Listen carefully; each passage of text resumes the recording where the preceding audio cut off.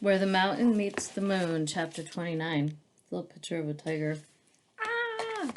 So, Minli's scream seemed to freeze in the air. The tiger leapt at her, the scowling mouth glittering with pointed teeth, his black-like claws rushing toward her.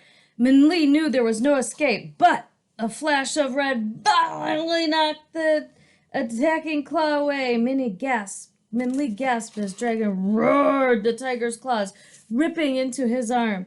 With the brutal force of his other arm, the dragon threw the tiger back and forcing it to fly in the air. Go away, the dragon thundered in a voice that even made Minli quake. She would never have imagined the dragon speaking that way. The tiger glared like a spoiled child. Minli could now see it was not an ordinary tiger.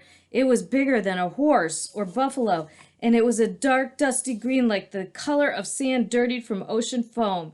Even in the dim light of the moon, Minli could see its eyes glower with malevolence. Go! Dragon commanded again. Minli realized she had forgotten how big Dragon was. The tiger was large, but Dragon was bigger. Through the viciousness of the tiger's expression, though the viciousness of the tiger's expression made them seem evenly matched. But the tiger gave it another malicious snarl and turned away. Dragon took his full height until even the tiger's moonlight shadow disappeared from view. Are you all right? Dragon asked finally. That tiger, Minli said in a daze. That tiger was going to kill me. I know. That tiger was truly evil. When you screamed, I could feel it.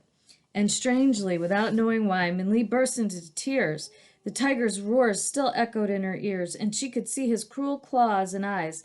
Now that he was gone, her terror flooded over her. It's okay, the dragon said, gently pushing his arm on her shoulder. It was then Minli saw the 4 long gashes bleeding on Dragon's arm. The tiger's claws had been sharp, and the slashes were deep. Minli shook herself and brushed her tears away. You're hurt, Minli said, looking at the cuts. They were already starting to swell. It's all right, Dragon said. Don't worry, dragons heal quickly.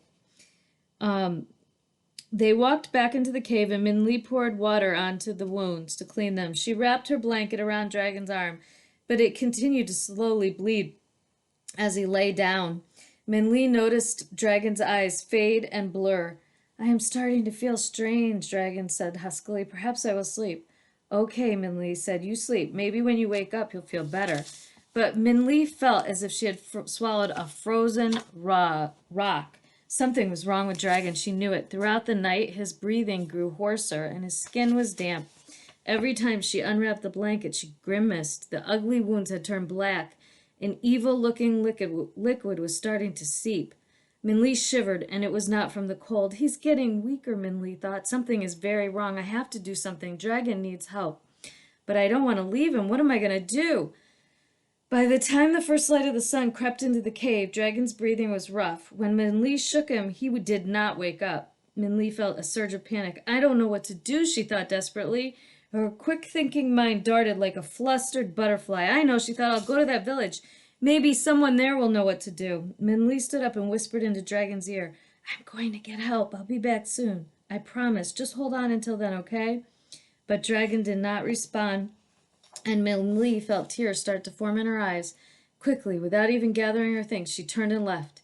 It was morning outside, and Minli squinted in the sun. The wind still blew bitterly, but she didn't even notice. Instead, Minli began to run toward the patch of yellow in the distance.